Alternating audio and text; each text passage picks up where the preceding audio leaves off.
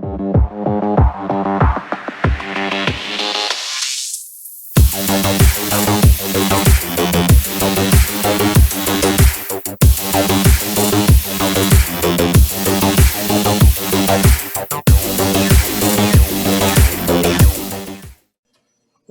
to the Minotaur's Maze.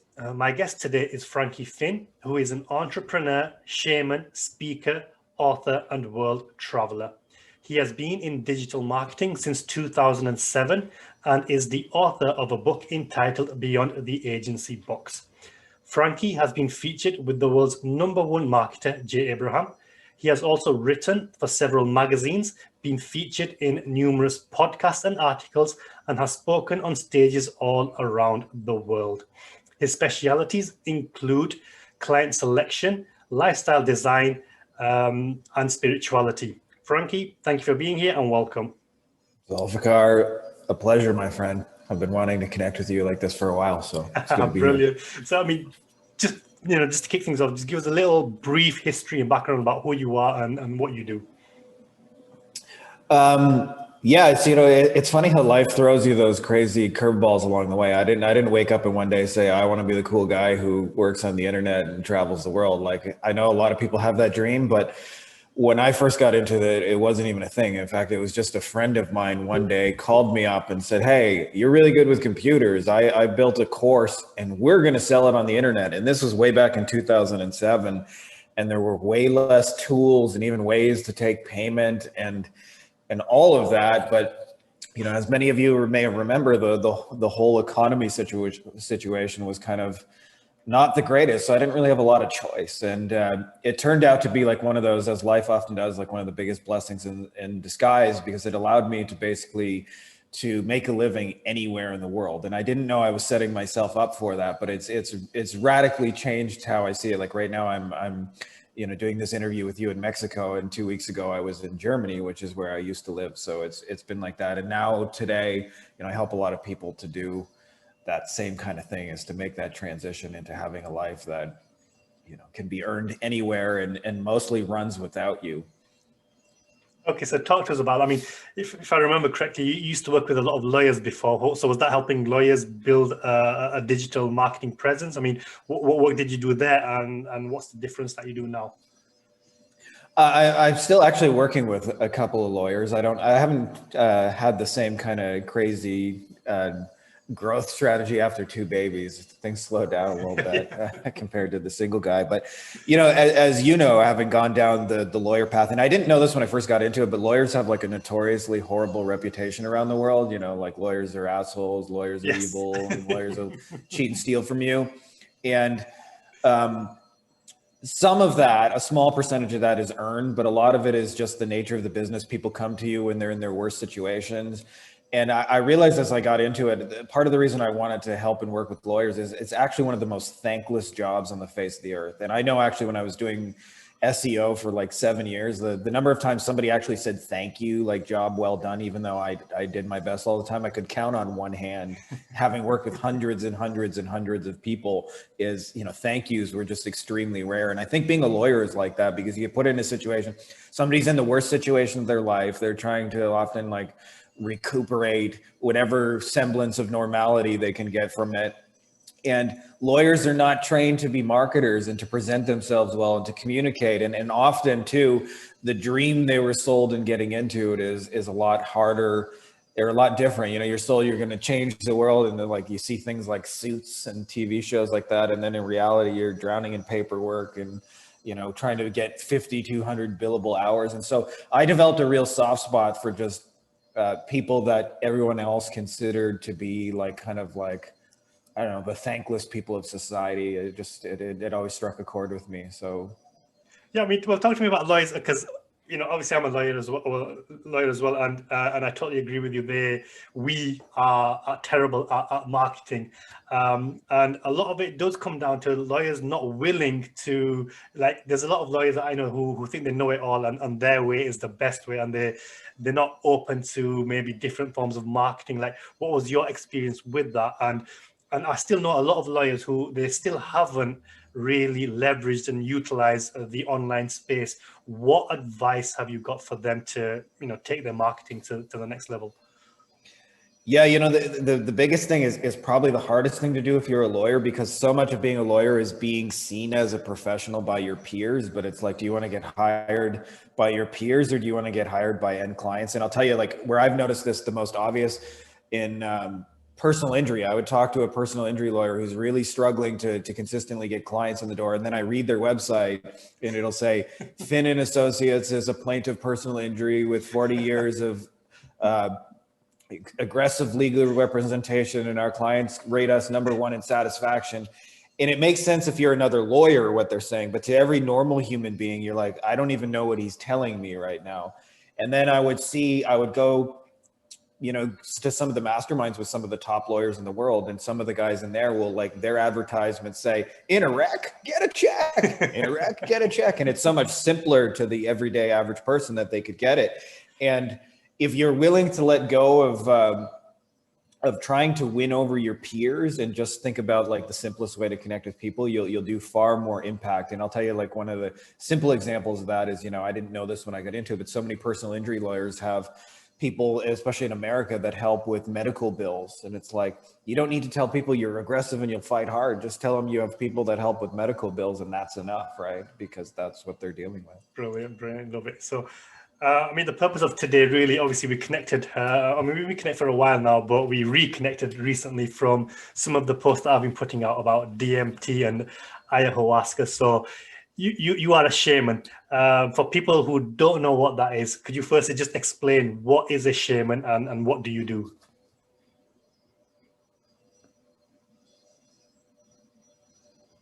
Can you say that last part again? I think my Mexican Wi-Fi is just sorry, yeah. So basically, just to start this part of the conversation, can you just explain for those that don't know, what is a shaman and what do you do?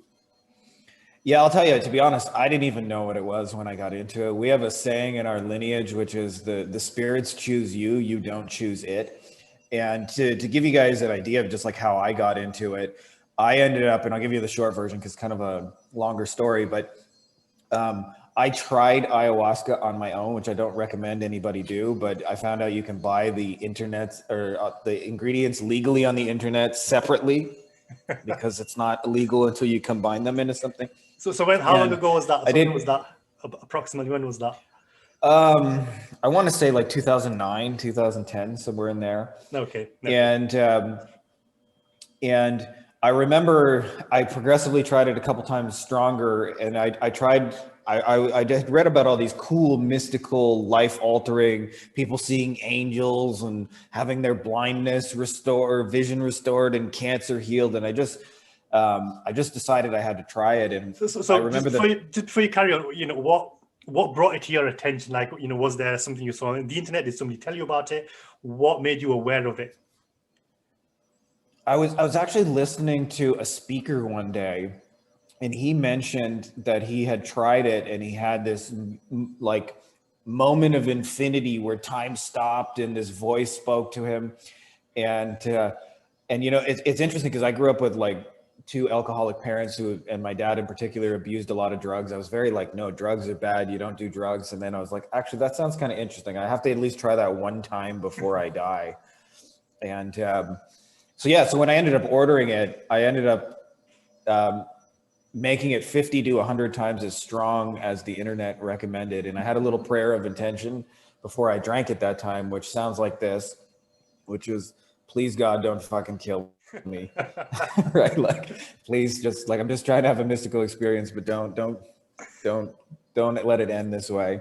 And it was interesting because I had a whole experience, but it was the next day when I was sober, I started seeing the same synchronicity over and over. Like, and it was weird, like to the point, like the Matrix bending reality. I remember I would watch a lot of my hockey team back then, the Canadian Stereotype. I would turn on the game and the score would be 1-1 in the first period with 11-11 to go. And it would just be like ones across, like the second I turned it on, it was 1-1-1-1-1-1-1.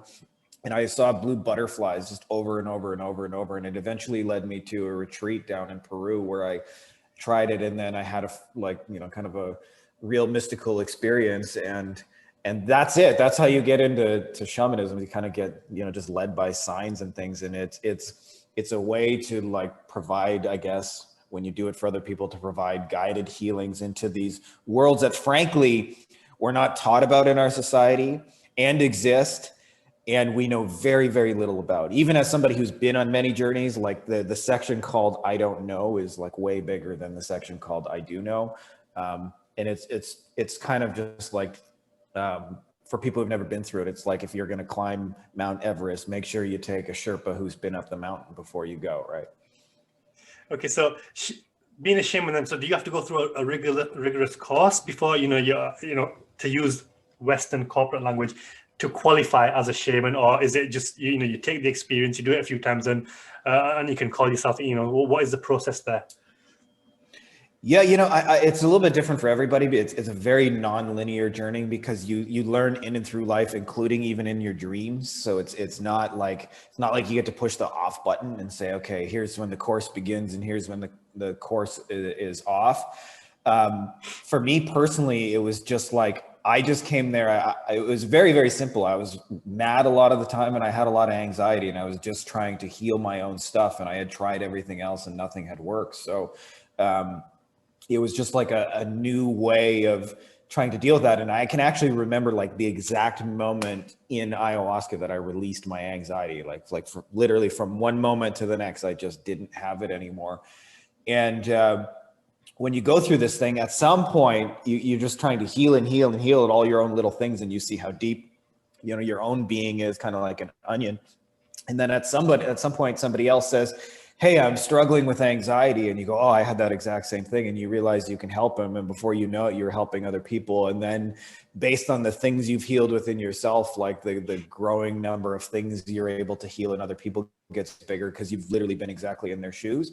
But I certainly did not wake up and say, one day I want to help other people and do this kind of thing. It was far from that. I was just, a selfish Westerner trying to make my own life better.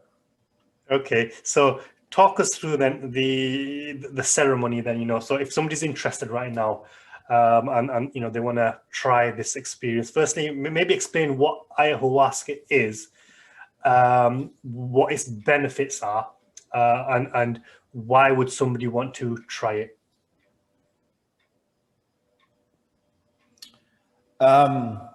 Yeah, so I guess let's start that answer from the beginning, because that's a good couple of questions there. If you've never done it, it's a hallucinogenic tea that is made of two components. One is called the ayahuasca vine, which is what it's named after. The other is a DMT containing leaf.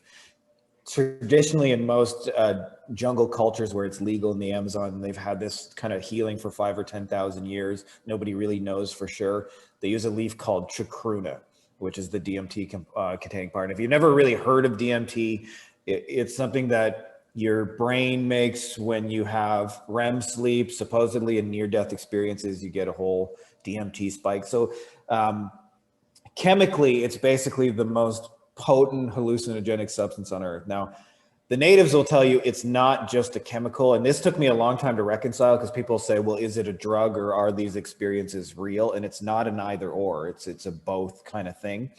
But through ayahuasca, it's a tool that brings somebody into like other realms of consciousness. And contrary to what people think, the magic is not actually purely in the ayahuasca. It's actually also in the shaman guiding it. I kind of compare it to like ayahuasca as a radio station, and the healing and the medicine, the shaman dials in that radio station. But if you just take it on your own, which I've had the experience of trying it on my own and with a master shaman, and they're night and day different experiences. It goes 1,000 times deeper, and it's way more impactful and powerful. And it literally just, you're not one person from one day to the next, you're a completely different human being. It's like it literally, if you have those kind of experiences, you're more changed than you'll ever be.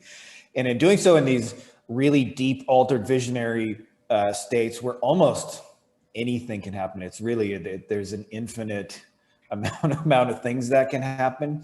At least, how I've been taught in my lineage is we go through the healing modalities and heal like deep things that have much, much deeper underlying issues. Like, so for me, personally, like, I got started with an anxiety, and I can actually remember the moment of letting all that go And then, yeah, in a hallucinatory state, I released that, but I've literally never had it for 10 years since. I've never had anxiety ever come back. So the number one thing people report, and like why somebody want to do it is especially things like depression and anxiety, addictions, purposelessness, like, you know, what is this crazy life? What am I doing here on this rock spinning in outer space? You know, especially, and there, you know, there's some other, like sometimes people have like physical conditions that they've just tried everything else and nothing will heal it. And for a lot of those people, ayahuasca just tends to be the only thing that ever works. And it makes you in many ways face who you really are underneath it and what you thought reality was. Like what I thought reality was pre-ayahuasca and post-ayahuasca are just very night and day different kind of things. Okay. So then talk us through the ceremony then, you know. So, you know, is there a ritual? Is there a ceremony, or do you just drink it? You know, what's the process? Yeah, I mean, it's fairly simple, the ceremony itself. So what happens is shamans all make their own sort of brew of ayahuasca. And so, you know, like my master shaman has his own. And then what they'll typically do is do like kind of like a shamanic blessing where they'll sing different kind of like Amazonian tree spirits and thing, which I understand sounds a little unusual if you grew up a Westerner like me, but that's really what it is. And then what ends up happening is, you know, everybody takes their turn and drinks, and you set various intentions for your reason for being there. And then what ends up happening is there's a delayed fuse with any sort of psychedelic substance. So you drink it, and then you probably spend the next anywhere from like 20 minutes to an hour going, I don't even think it's going to work. I didn't take that much. And then instantly somewhere in there, it hits. And then usually right about then, the shaman will sing various medicine kind of songs and be holding like an energetic space around the ceremony. And then the journeys begin, and the wildness and the craziness. And each one of them is sort of guided by their own icaros. Like icaros are the songs that they sing to different spirits. So for example, there's calming ones. So if the shaman's here, like, holy cow, a bunch of people are freaking out because reality is melting around them and everything they thought was true, and they're facing their childhood trauma and they're freaking out, you know, he can sing in an icaro that just like, hey, relax everybody. But also, if they know that you need to build up the intensity in order to release and face something, there's icaros for that. And so it kind of depends a little bit on the feel of it. There's no one set pattern for where it goes, but it's always contained by the same kind of icaros and the same kind of energies and the same kind of healing modalities. Okay, and could you possibly maybe explain in as much detail as you're comfortable with sharing, what did you see in one of your experiences? Like, you know, can you describe it? Like, what did you see? What were you feeling? Was it scary? Was it exciting? Was it both? Like what happened? Yeah, this is probably the thing I get asked the most, and it's the hardest to answer because there are things you experience that are beyond words. And but I will do my best. One of the things that happened for me, so the first time I actually went down to the jungle and had it in Peru, and I had been led by 2 years of synchronicities, I remember they have a home brew, which is 2 to 4 times as strong as they use for like guests. It's just used privately for training shamans. And the most they ever give anybody is a full cup of ayahuasca. And the center I went to is known as having the strongest stuff. So in essence, they gave me the biggest dose of their strongest version from the place that already makes the strongest stuff. And so like I got a maximum dose on day one. And I remember when they poured it for me, there were like 10 of us drinking together, and they went, ooh. And I didn't really know what that meant until I took it. And typically what happens is when you take ayahuasca, there can be up to, and sometimes longer, an hour delay before you feel the effects and your body processes it. I was hallucinating within 5 seconds from the time I put it in my stomach, and I went like, so like intense does not even begin to describe what was going on, because that was just the very beginning. My youngest daughter's right over there at the door. So it started kind of like abstract with colors and patterns, and eventually it just kept building and building and building. At some point, I was in the middle of the jungle floor. It's 30 degrees Celsius. I had 7 or 8 blankets. And in my visionary state, I was convinced I was freezing to death. And eventually it got so cold that I froze to death. And I became this like, kind of like infinite energy, just aware of everything in all ways. And it was like, all of a sudden, like a infinite spoke of existence, and just the speed of light in every direction. It just started creating beings and creating worlds, and those worlds were creating things, and all of this was happening at once. And I was in the middle, seeing and connected to it all, and it just built and built and built, and sometimes it would collapse into itself and explode like a big bang. And I suddenly just like, in these moments, I'm like, I know everything. Like I knew, like in my own experience, why the color of my walls growing up was blue, and all these things that just never made sense. And life suddenly took on this life of like, it was this way bigger game that I had no idea I was even playing. It was just way bigger than I could have even possibly imagined. And even like things would happen where I started just to become thankful for every moment of my life.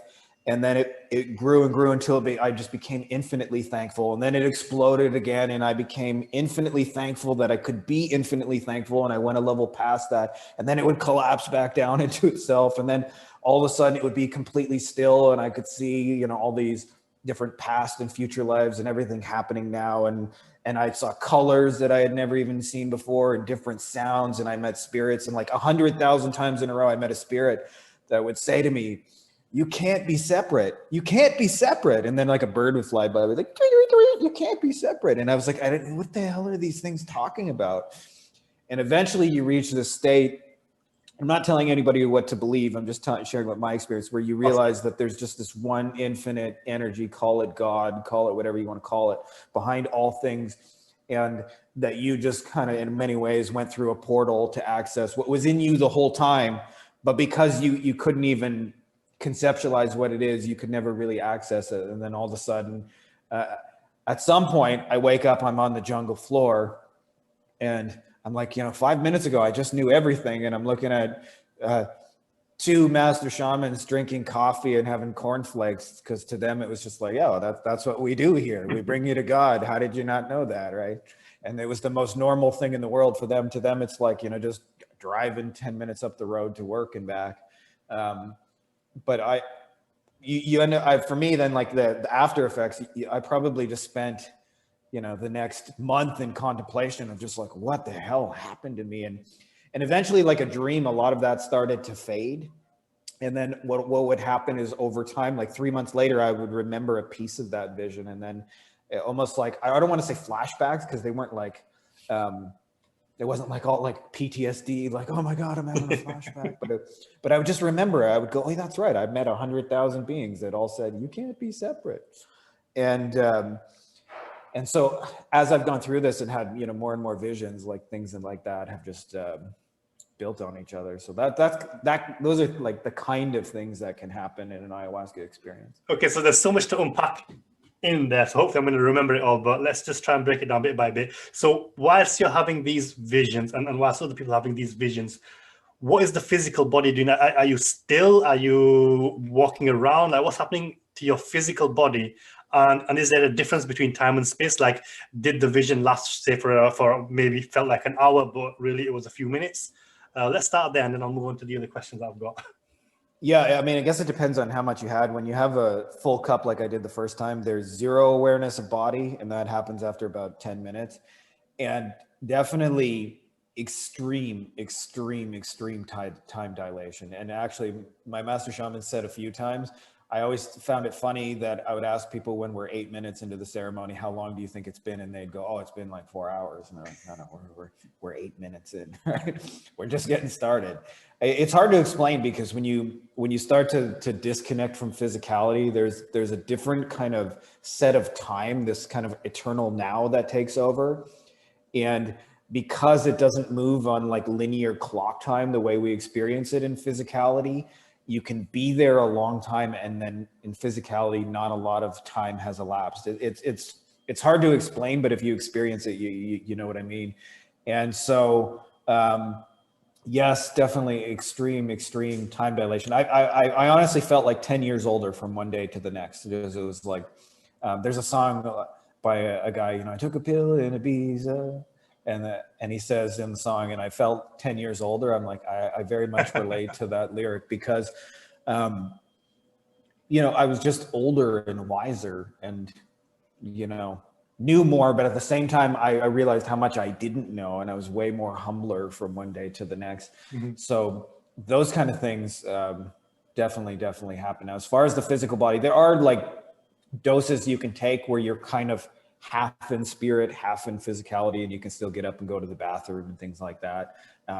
You know, when you get to the bathroom, you'll be tripping balls. We actually have a name for it. We call it the bathroom vortex, because this is a common experience where ayahuasca, especially when you're first learning to use it as a healing modality, causes you to purge a lot physically, which means either vomiting or like urgently needing to go to the bathroom. And what ends up happening, you get on the bathroom or you get on the toilet, and then all of a sudden, like some kind of hallucinatory vision takes over, and then you like leave your body, but you're, you know, physically sitting on a toilet. And then when you come back to it, you realize, oh yeah, what am I doing here? That's right, I'm on the toilet.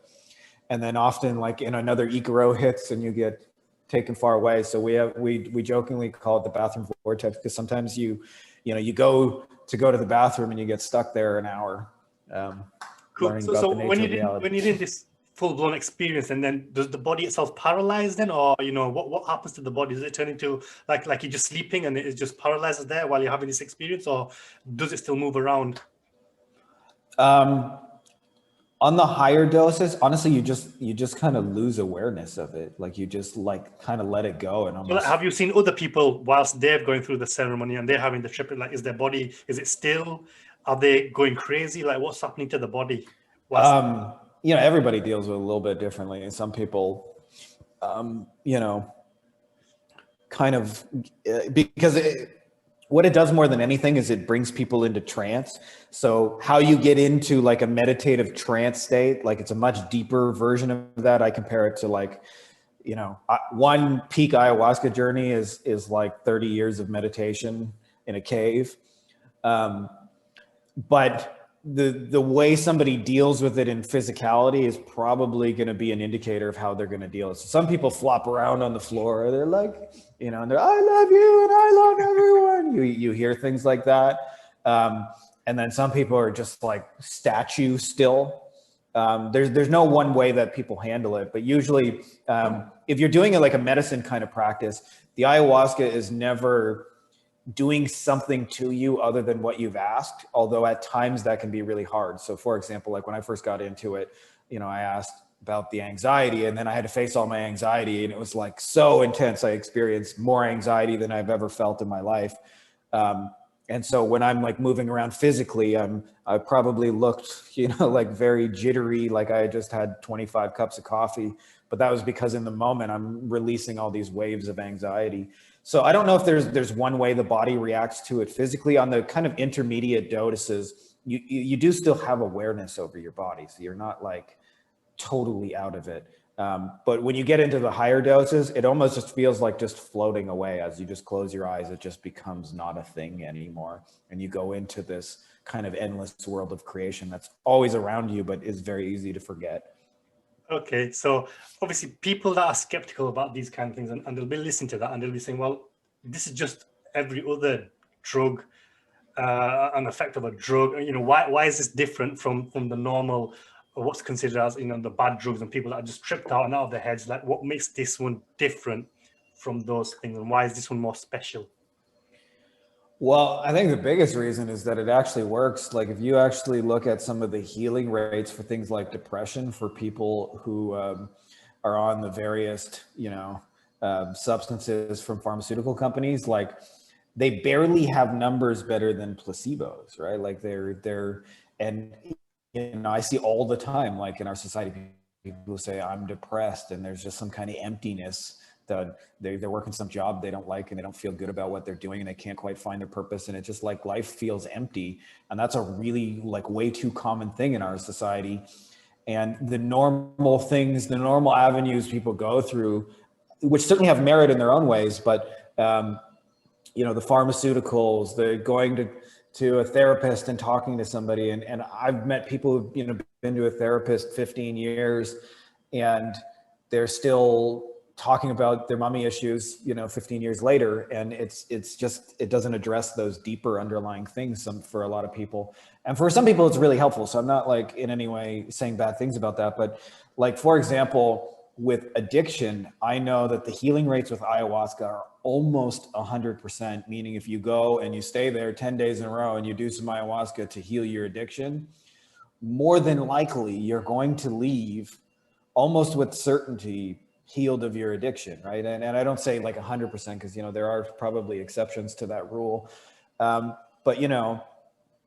I just don't see those kind of things in traditional healing modalities. So the first thing is whether you think it's just like a drug and it's all hallucination and whatever, nonetheless, it's effective, right? That's the first reason I think people, and it's certainly not for everybody. So I'm not like trying to tell everybody to take it either. The second thing too is the experiences it leaves you are easily the most profound of your life, easily. And so I don't know that I've had those kind of profound experiences. Like if you ask me like the 100 coolest things that have ever happened to me in life, like at least 75 of those happened in ayahuasca, right? Like, so there's just like it gives you access to an unending, infinite love and beauty that we just don't see in everyday reality. Maybe it's that we don't see it, so we don't typically feel connected from, but it's always there. And once you discover it in these like kind of higher realms, it becomes easier to access in your day-to-day living. And then the simple becomes beautiful again in what you're already doing. So I don't know if that's a perfect answer. I don't think it's for everybody. So I'm not like trying to sell everybody, like go take ayahuasca, but if it's meant for you, you know it. And if you do that, you should, because it will change your life in so many ways. So before I turn the conversation in a different direction, just to follow up on that then, obviously you've been through this ceremony a few times. You've had anxiety. You've been healed from the anxiety for 10 years. So why would you then need to go on further ceremonies and take it again and again?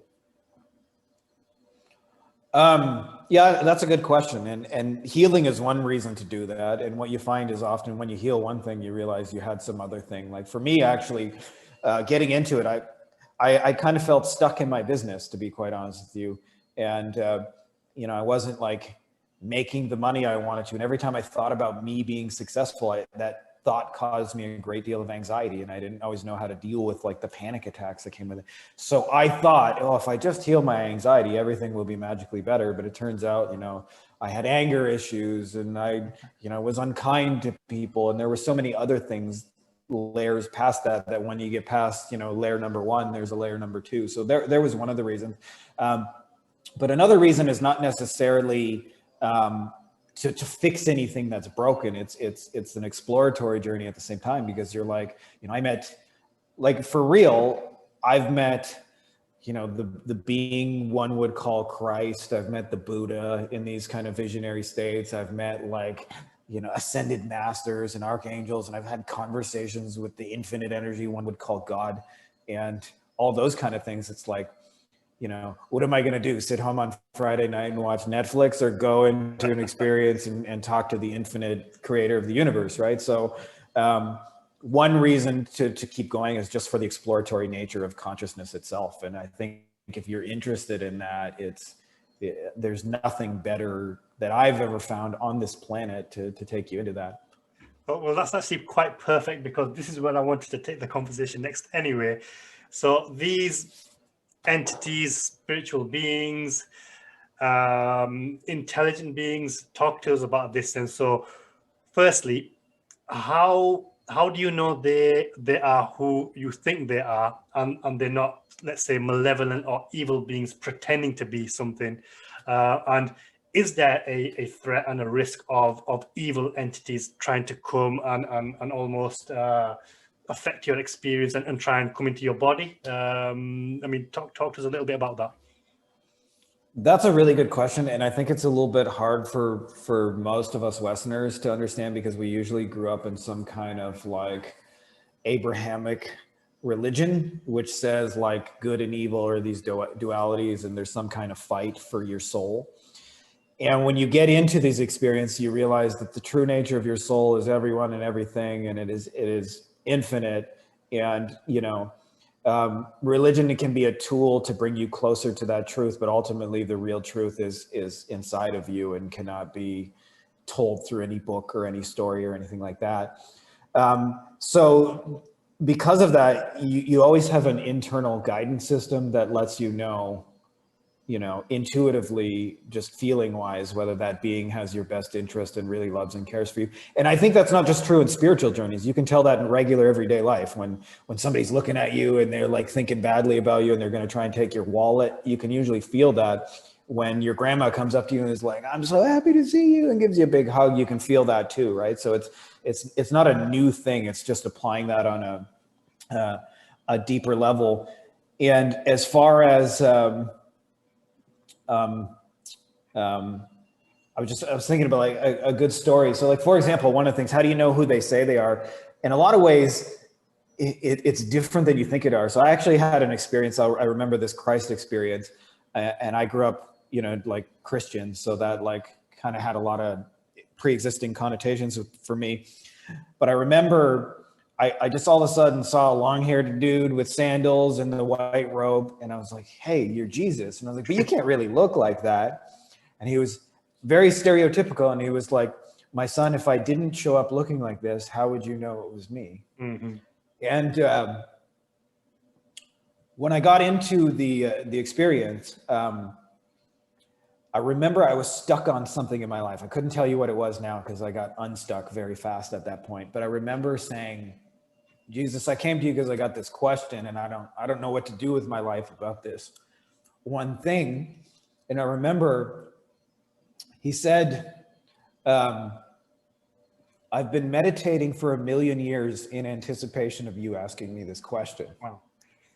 And I immediately laughed. I'm like, "Yeah, 1,000,000 years." And then all of a sudden it flashed in my mind that he had literally been sitting under a tree in infinite time, meditating for 1,000,000 years, just thinking about me. And as soon as he answered the first question, I remember it immediately raised a second question, and then a third, and then a fourth, and then a fifth. And eventually, like, I had a series of questions that were like 20, 25 questions long.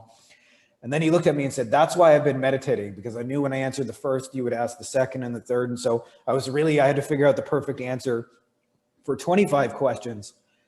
And I felt at the time this just like overwhelming love of existence, like directed at me. And it was just so pure and so beautiful. And like, honestly, you just don't get that in sort of like human experiences and like everyday. They're possible, but we just, we're relatively disconnected from those. And so, like, nobody had to tell me that being in that moment had my best interest at heart, because I just like, I could feel it on all levels of my being, just being cared for. And I've had other experiences like that with other beings and things that you meet in that, and you just feel this like intense, pure, radiating love of return to source, return to wholeness. And so, but having said that, there is a whole area of shamanism that is practicing the dark arts. And a lot of people actually go down to Peru thinking they're going to drink ayahuasca and they're going to go get healed, and pick the wrong person and don't do their homework and end up far, far worse than they started. And I've never like been there personally, but I suspect that what we call schizophrenia is a very, very close state of consciousness to like some of the states that people are brought into and some of the dark ones. And I've had experience personally where kind of like where we've had to like battle for our lives against other dark shamans who like in non-physical realms just pick a fight with you. And it's very like Neo versus Agent Smith in the Matrix, where anything goes and you have no bodies, and you can be killed in those states, and you can be hurt in those states, killed physically, not like your eternal spirit. But there definitely is like a dark part to that. And I don't think enough people talk about that, because they like, when they tell the stories of ayahuasca, it's this magic healing compound. But actually, most people who take ayahuasca, because they won't take it with a shaman who actually knows how to go into the healing states, won't go into the healing parts of it all. A few of them will make the mistake of getting into the dark arts. And especially in like some areas of Peru, it's the shorter, faster, easier easier path to becoming a shaman is to hurt people and to harm people and to do those kind of things. But the true healers, like you can, just like I mentioned with the Jesus kind of thing, you can feel that in your being, that they just want what's best for you. They have no other agenda than what you want for yourself and what that highest choice is for you. And it takes practice, both like when you're training in shamanism to want that choice for yourself as well as others. And it's, it's something we work at constantly. It's a never ending battle. And, I still have days where I wake up tired and angry at the world because my children got me up at 5 a.m, but I have to reset myself and find the love and find the heart. So yeah, it definitely has capacities for light and dark. And then a lot of people will see that from like their religion upbringing saying, yeah, it's trafficking with the devil and things like that. And I understand why they see it that way. But, nothing really could be further from the truth in many ways. The way religions are practiced are used to control people, and that in itself is a dark art. And so they don't realize them saying, I'm afraid of this light thing, I'll stay in my little safe world, as actually being stuck in some, energetic place of, something I would call not good. So there are all those dark things, there are all those light things, and you ultimately realize that they're all aspects of you, of all of us. And it's what separates the two is just the simple power of choice. Is you become aware of both of those choices and you make the one that's the highest for you. Okay, so I absolutely love all of that. Yeah. And there's just so many questions now. But so let's just stick to the theme of religion. So you've met this Christ figure, but then you said you also met the infinite creator or God, whichever word you want to use. So in obviously the Christian religion, Jesus and God is the Son of God. Jesus is God. And if I'm correct, you had a Christian upbringing. Is that still the case then? Is Jesus God the same being, or are these two separate beings altogether? That's the first question. The part of what you learn in these is a deeper truth that there are no separate beings at all. Mm-hmm. Not Christ, not Muhammad, not Buddha. All of it is the real you. The real you is the infinite behind all forms. And there is no opposition to you. There's just you, me, you. The awareness behind your being and the awareness behind my being are the same being. And it took me a while to get that. Like I for real, I literally had it repeated 100,000 times by spirits. There is no separation. You can't be separate. You can't be separate. And it's hard when you grow up into a religious thing. Part of it is we're trained in our society to believe that what you see with your eyes outwardly is real. And that's really more of the effect of your creation. And when you start saying like, no, you have the power to create reality, a lot of people would say, oh, that's really, really woo-woo. But in ayahuasca, you experience that quite literally. Like you experience like reality just kind of melting before you and your capacity to move and to play with it and to it's almost like it starts to flow like just like water. Like the difference between looking out your eyes is seeing a painting of water, and when you see the ocean like actually moving with waves, that's how like reality starts to kind of to flow. So sorry, can you help me for a second here just with your original question with religion? I kind of obviously you spoke to the being that is Christ, and then you spoke to the infinite being, the creator. So I'm saying, obviously from a Christian perspective, Jesus and God is the same, the Son of God. After having this experience, is that still the case, or these different entities, separate beings? Yeah, and one of the things that I guess I've learned from it is like every piece of reality is like a snowflake. Like it's a little bit unique. Even when people think they practice the same religion, they don't really. And I had this with somebody who's trying to convince me that physical reality is out there, and we were sitting at a table and he said, there's salt on the table and we both agree it's salt. So how can you tell me like you're creating reality and it's different than my reality? And I said, say the word salt. And then he said it. And I said, you notice we say the word a little bit differently. And I said, and our taste buds aren't exactly the same. And we can't ever really know that when I taste salt and what you taste salt are exactly the same thing. And even the way you see it and relate to it is a little bit different. And how you're going to put it on your food's a little bit different. And how it's going to react to your body is a little bit different. So we tend to think of religion as these like big sweeping things, but everybody has their own kind of individual version of it. You see this, especially in like growing up Christian, there's almost like 40,000 different variations of Christianity, and they fight each other and don't agree with all these, different versions of it. But in actuality, they're all viable, acceptable paths that are leading you back to that same truth. And for most people on earth, they won't realize that until they're dead, till they're not physical anymore. But like ayahuasca allows you to learn that truth before you have to die, that you have the power to shape your own dream and to have heaven be now and not some later thing you do as like a reward and punishment system.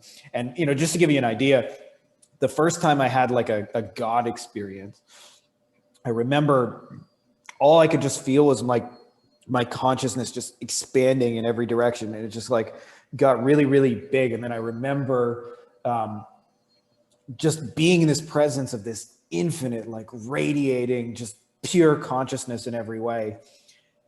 And I remember like not even knowing what to expect. And the first thing that I heard from this infinite consciousness was a penis joke.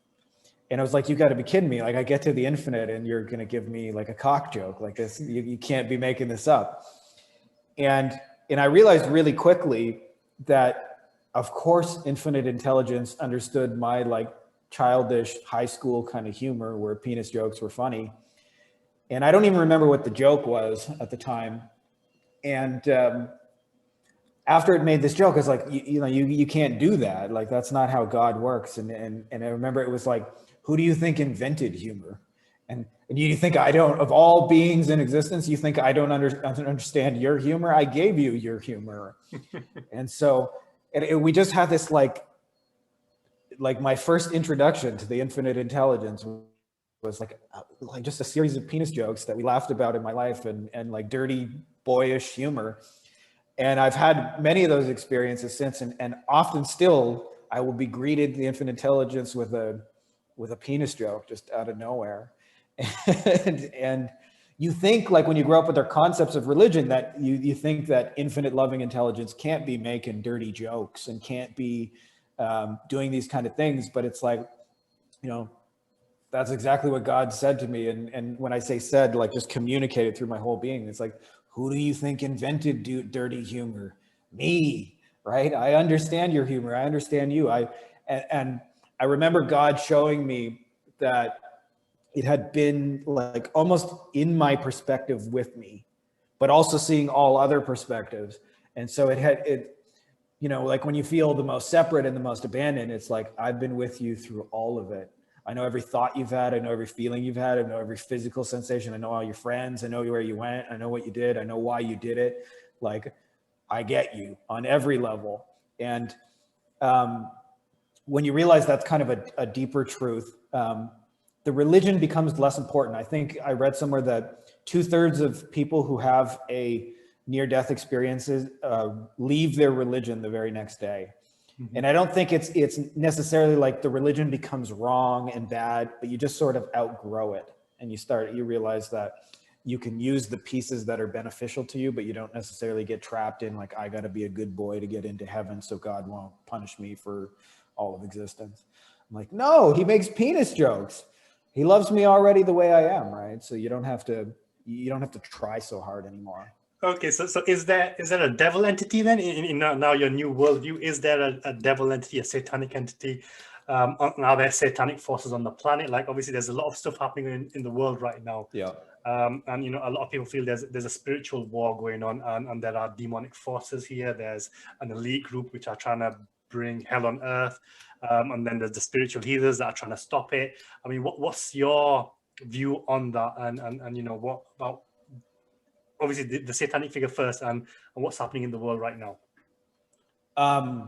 As far as the satanic figure, there definitely is, but Satan is not what people think it is in terms of a religious duality, where he's this guy who's going to take your soul and bring it to the pit of fire and just basically torture you for being a lawyer forever and ever. He's gonna say, you're a lawyer. We got lots of lawyers down here. Let's just punish you some more.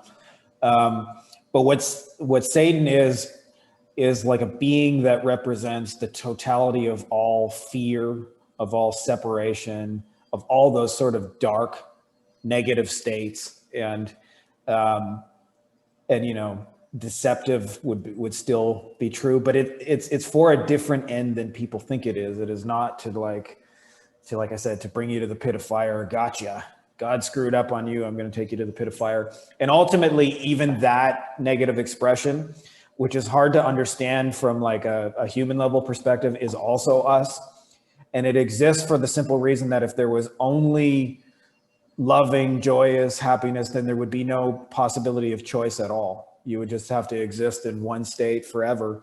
And so the darkness is not really even darkness in a sense. It just exists so that you have the possibility of another path. But we all ultimately return to the light, to the wholeness, to the totality of all that is. There's literally no opposition to that. Now, as far as what's happening on Earth, I think for anybody who's paying attention, it's pretty obvious that like what is in charge of this planet is darkness today. I mean, if you consider the definition of Satan in that definition to mean fear, separation, you know, worry, anxiety, and then you look at the news media just broadcasting fear of germs, be afraid, be afraid, be afraid, like 24/7, constantly, then it, you know, it's a pretty accurate description for what's running the show. But I also think, you know, this is just my perspective. I'm not trying to put my perspective on anybody else, but I also think that there's an awakening happening at such a fast speed that so much of what you're seeing right now is a last ditch effort to try and stop that. And it's actually driven by desperation, not by power and what it seems like. Because on the human level, it can seem very all powerful and controlling when all of a sudden, like, you know, here I go to the beach, the government's like, we got to shut down the beach. The boogie monster is going to get you. You're all going to infect each other. You're going to kill each other and you're going to die. And, you know, I try to tell them in my broken Spanish, I'm like, I've been healthy for 20 years. Our species has existed for 300,000 years. If healthy people like me running around made the world a really bad place, we just wouldn't have made it 300,000 years. Like, where's your brain? But you can hear just the fear programming that's been put into people. And I find that kind of definitely pretty insidious. But at the same time, it's like part of the reason I see it doing that is because it's losing. It's losing, and it doesn't know what to do about the fact that in some ways, I think this kind of covert system that is used to control people is now way more overt. And I know a lot of people who've, you know, have been suddenly red pilled, if you will, you know, to use the Matrix analogy, in the last year that would never, you know, I was talking with, you know, my girlfriend's parents, and they're like, did you know 9/11 wasn't done by the guys in the caves across the world? I'm like, no shit. And, you know, like, I knew that for 20 years, but thank you for finally coming on board and realizing, you know, these people are not your friends and they're not protecting you from the boogeyman. Okay, so obviously you've had these experiences, and you know, obviously they've been life-changing. So I suppose from a general so the next question I'm going to ask is, you know, there's two answers to it. There's the general and maybe a more specific personal. So, you know, what then is the purpose of life? What is the purpose of consciousness? Why are we here? What is the point? Like, are we trying to ascend to another level? And is there several levels, or do we just go straight back to the whole? Like, what is the whole meaning and point of it all? This is just from my perspective after, you know, 10 years of doing this stuff, 12 years or whatever it's been. The answer itself is very easy, but living the answer is very complex, which is, it's so mind-bogglingly simple that most people don't think of it. The purpose of life is the experience of life itself. That's it.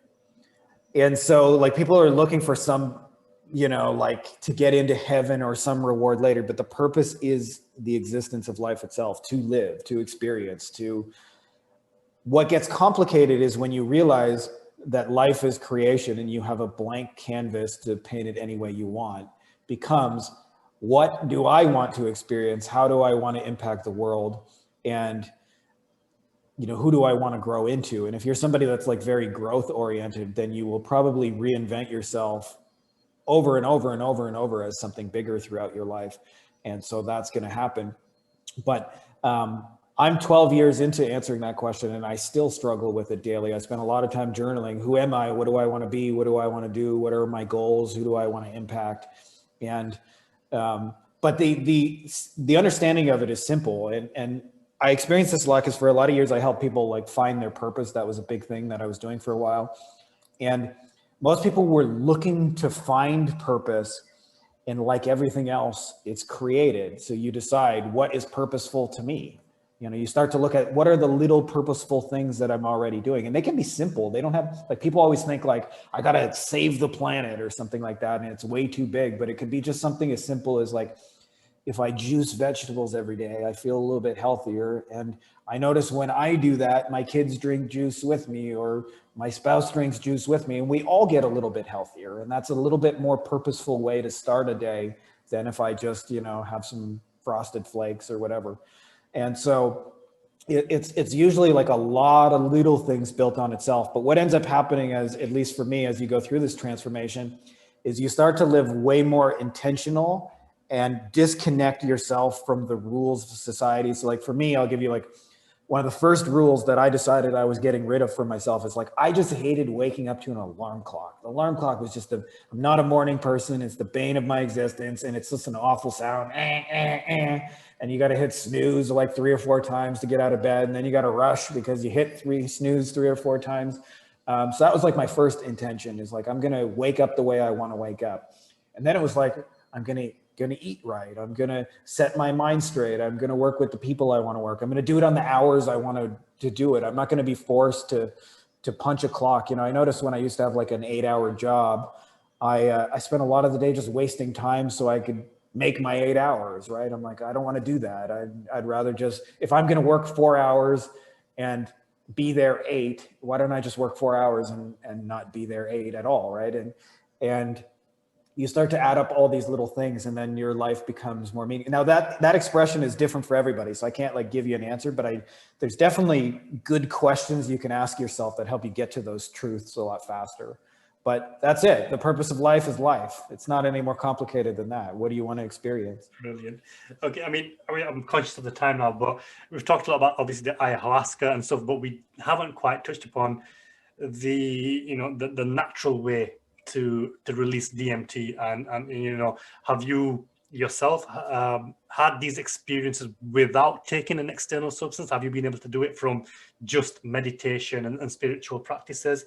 And just talk us through that.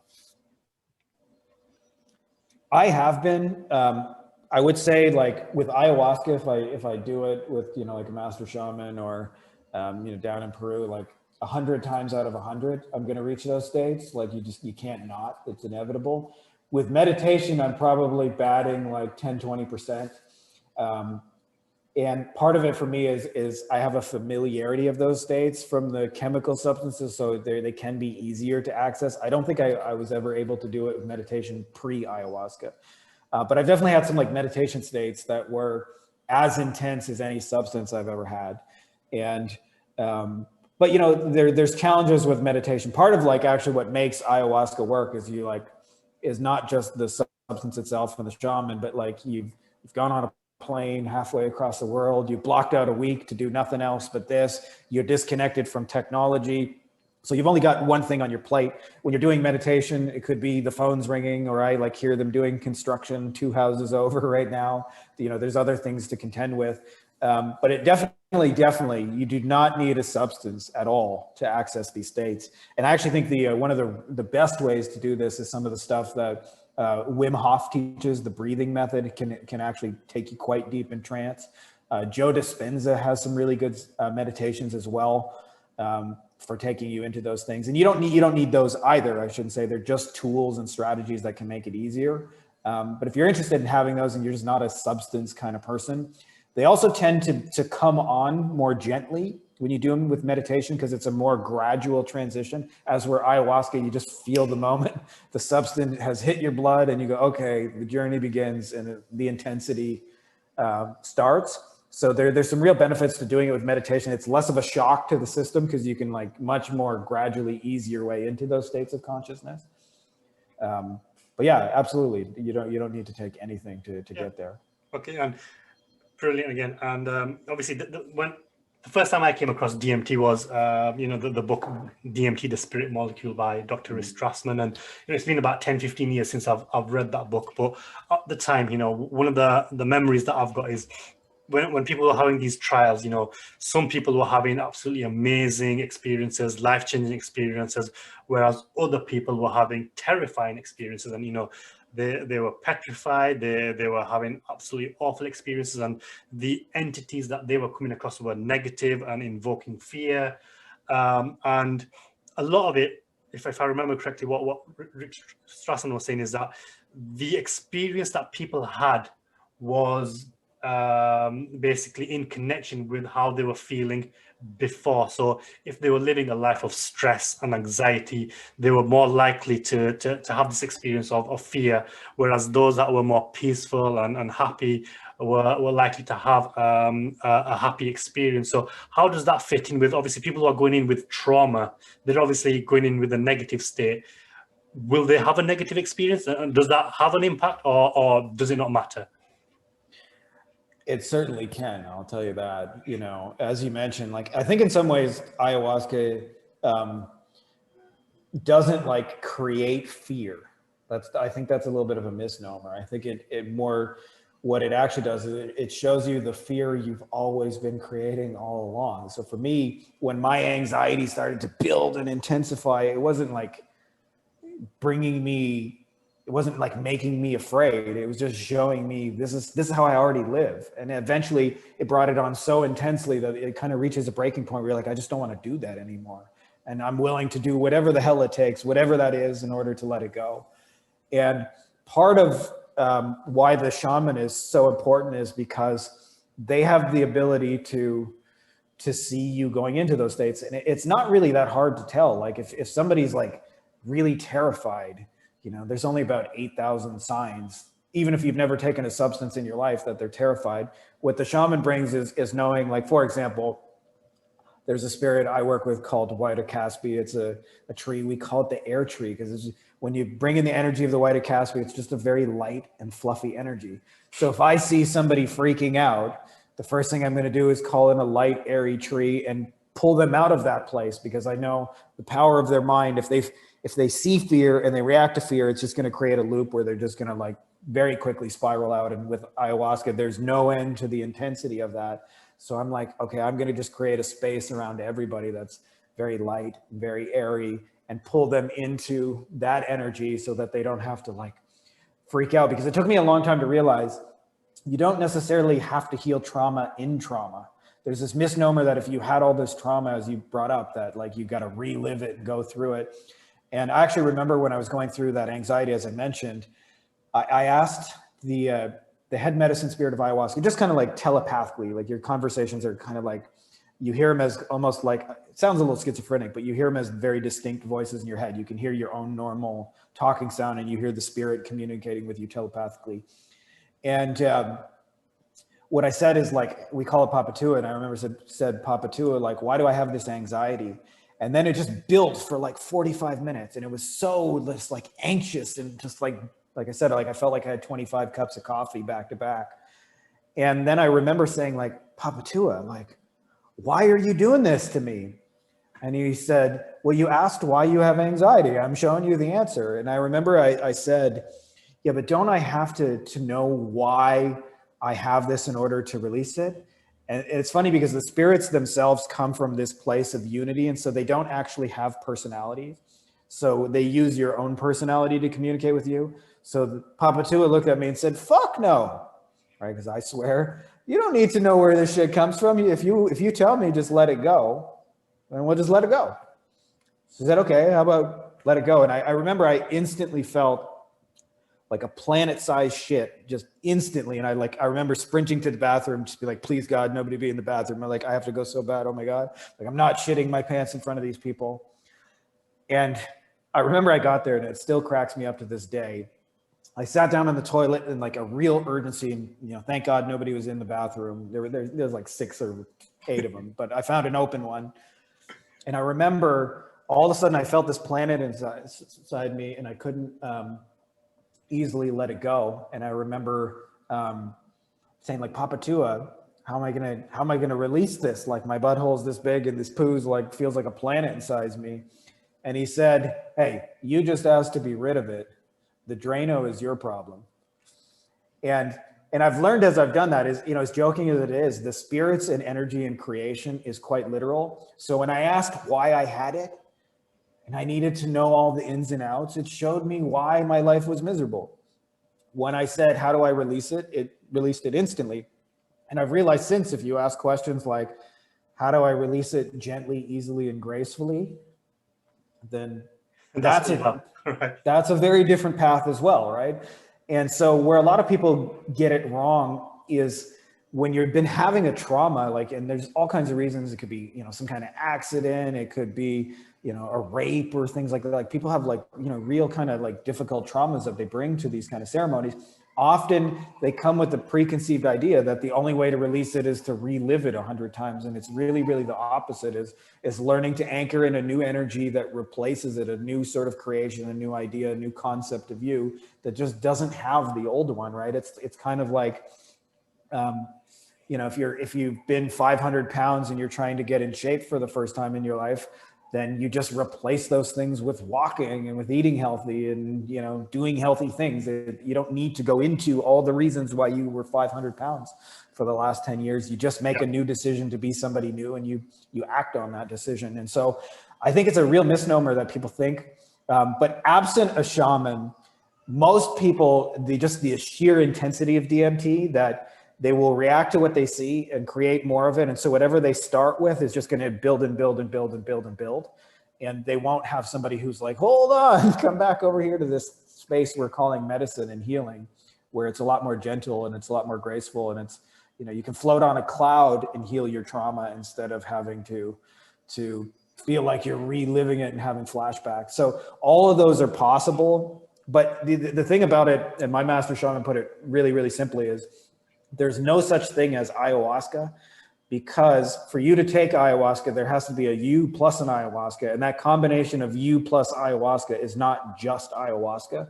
So it's a little bit different for everybody. I never really know for sure how somebody's going to react to it. Brilliant. I mean, I could go on all day talking about this, but obviously I'm conscious of the time. So let's just wrap up in this just final segment. In the Islamic tradition, obviously we've got beings that are known as jinn, and these are I know the beings made of smokeless fire, which as Muslims we're not really allowed to. Well, we're not allowed to communicate with them. So these beings that you're speaking to, are they jinn, or are jinn something else? And is there a link with what's happening with possibly the alien sightings? And people just talk of there's going to be an alien invasion or a fake alien invasion. Is there a link between that and all of this, or what's your thoughts on that?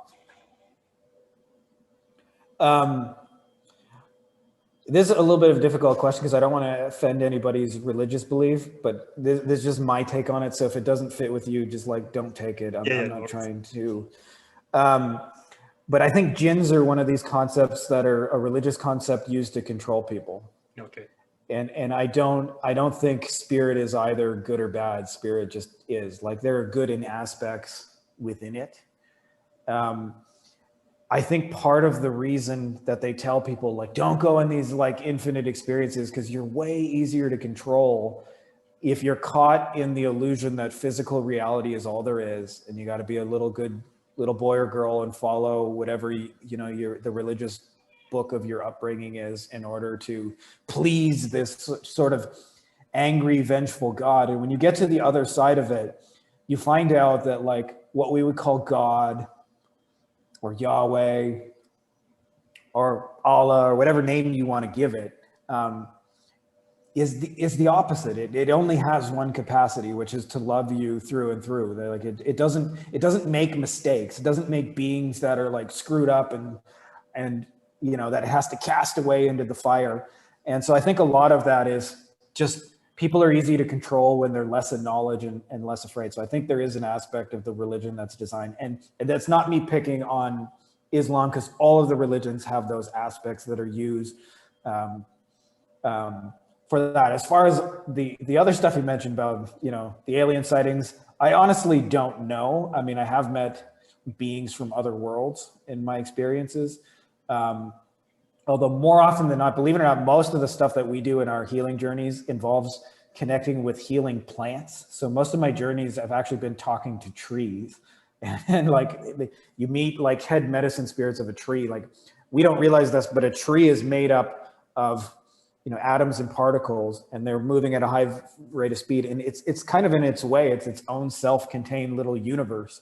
And it has the light and the dark within it. And when you meet the head medicine spirit, they have their whole own worlds and things like that. And so most of what I've done has been with that, but I've definitely experienced some of those extraterrestrial. One thing I know for sure, that, and you can take it for what you will, is when you realize that the purpose of life is life, and that there is an infinite creation behind it, and it's intelligent and it creates life, is you suddenly realize everything has consciousness in it. Everything, even the things that we don't normally think of, like when you look at a stone on the ground, you don't normally think, oh, that's a conscious stone.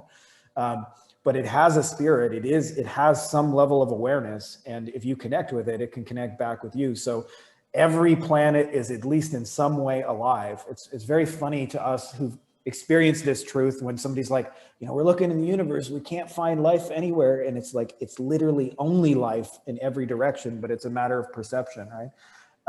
How that fits into like, this kind of like spiritual battle that's playing out on Earth right now, I have no idea. That's probably above my pay grade. I don't even speculate about that, because I just honestly don't know. Although I'm certainly, aware of the effects of seeing what's going on right now. Like it's definitely, whatever cycles we were going through as a species have accelerated. I'll tell you that. It's like, nobody would say that right now is a boring time to be alive. Maybe not a happy time, but nobody would say it's a boring time. Yeah. So, I mean, it's been absolutely fascinating. So any last words? I mean, obviously there's a lot of people going through a difficult time right now with what's happening in the world. So any last words for them, and how can people connect with you? Where can they find out more information about you and speak to you? If you're going through the kind of just heaviness of the world, like I think more than ever, connecting with like-minded people is just more important than ever, because we experienced this in a small way. Like we were in Germany hanging with my girlfriend's family, and they're really beautiful, but they're like kind of like, as much as I love them, they're like simple village people that have lived in a tiny village their whole life. And there's just aspects of them, of us, that they can't even possibly comprehend, right? And so, one of the things that makes you feel the most alone and the most cut off is just being around people who don't get you, and you can have the capacity to kind of think bigger than them, and they can't follow you and how you see the world and those things. So however you do it, like for me, I keep in touch friends over, like my like-minded people, I got a list of them all. They're on WhatsApp, they're on Telegram, they're on Facebook, like as many places as humanly possible. Connect with like-minded people, and you'll feel less cut off and less separate and more understood. And the more you feel understood, the more, as the world goes crazy and loves to go for a couple spins in the fear game, you don't have to join them. You don't have to play that game. And as far as if you want to connect with me, I'd say the best place is to start with, if you're, in my kind of business. I wrote a book called Beyond the Agency Box, which you can get on Amazon. It has some pretty awesome reviews, which I'm super stoked about. Like, I really appreciate people taking the time to do that. You never quite know when you write a book if people are going to like it or not, but it's for people who want to, work anywhere, make their money anywhere around the world, and live that kind of lifestyle. And it's it's $10 and it's a good read. So brilliant. And can I connect with you on Facebook or anywhere, or LinkedIn? Yeah, absolutely. My last name is Fihn, but yeah, you can connect with me. Facebook's probably the best place. Cool. And I will drop the links below the video. As always, well, Frankie, it's been a pleasure. Fascinating conversation. Big thank you for being here and sharing your wisdom. As for everybody else, hit the subscribe button and drop any comments and questions that you have as a result of this episode, and I will see you in the next one. Take care. Bye-bye.